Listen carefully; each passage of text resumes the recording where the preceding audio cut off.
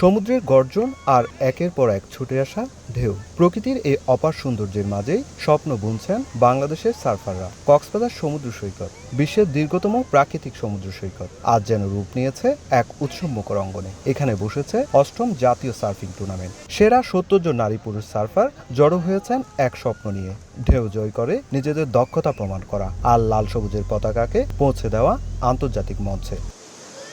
প্রতিটি ঢেউ এখানে শুধুই জলরাশি নয়, যেন এক একটি চ্যালেঞ্জ। আর সেই চ্যালেঞ্জকে সাহস আর দক্ষতায় মোকাবেলা করছেন প্রতিযোগীরা। কেউ পড়ে যাচ্ছেন, আবার কেউ উঠে দাঁড়াচ্ছেন, কারণ তাদের লক্ষ্য একটাই, জয়। আমরা সার্ফিং ফেডারেশন অ্যাসোসিয়েশনের কাছে একটাই আশা করব, যেন প্রতি ৩ মাস ৬ মাস পরে এই কম্পিটিশনগুলো চালাইতে থাকে বিদেশের মতো। এশিয়ান গেমসের জন্য সিলেকশনে জায়গা করে নিতে চাই, যেটা জাপান এশিয়ান গেমস চলবে, ওইটাতে বাংলাদেশের পতাকা নিয়ে মঞ্চে উঠতে চাই, এটা আমার স্বপ্ন। এখন টুর্নামেন্টে অংশ নিয়েছেন ১৪ জন নারী সার্ফারও। ঢেউয়ের সঙ্গে লড়াইয়ে তারাও পিছিয়ে নেই, বরং দৃঢ় প্রত্যয়ে এগিয়ে যাচ্ছেন নিজেদের স্বপ্নের পথে। তাদের শুধু প্রতিযোগিতায় ভালো করা নয়, বাংলাদেশের সার্ফিংয়ে নারীদের অংশগ্রহণ বাড়ানো, নতুন প্রজন্মের নারী সার্ফারদের অনুপ্রাণিত করা এবং আন্তর্জাতিক অঙ্গনে দেশের প্রতিনিধিত্ব করে নিজেদের সক্ষমতা জানান দেওয়া। পড়ালেখার পাশাপাশি সার্ফিংও করি, আমার অনেক স্বপ্ন আমি অলিম্পিক খেলবো। নারীদের জন্য যদি আলাদা ক্লাব হয় এটা বেটার হয়। আমরা চাচ্ছি ৫০ জন ১০০ জনের মতো মেয়ে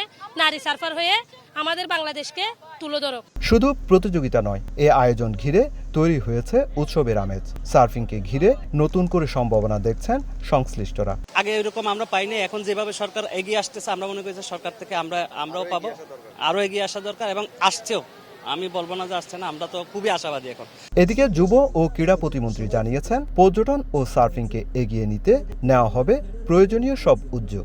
আমরা আশা করি আপনাদের সার্ফিং ফেডারেশনের মাধ্যমে আপনারা আমাদেরকে জাতীয়ভাবে কবে কবে আপনারা এখানে সার্ফিংয়ের টুর্নামেন্ট আয়োজন করবেন এবং আন্তর্জাতিক পর্যায়ে কবে কবে আপনাদের এই টুর্নামেন্ট রয়েছে, সেই বিষয়গুলো অবগত করলে আমরা আমাদের ক্রীড়া পরিষদ থেকে, আমাদের স্পোর্টস মিনিস্ট্রি থেকে সার্বিকভাবে সকল সহযোগিতা সবসময় আপনাদের জন্য থাকবে ইনশাআল্লাহ। এই প্রতিযোগিতা শুধু একটি খেলাই নয়, বরং তরুণ তরুণীদের স্বপ্ন দেখার এক মঞ্চ।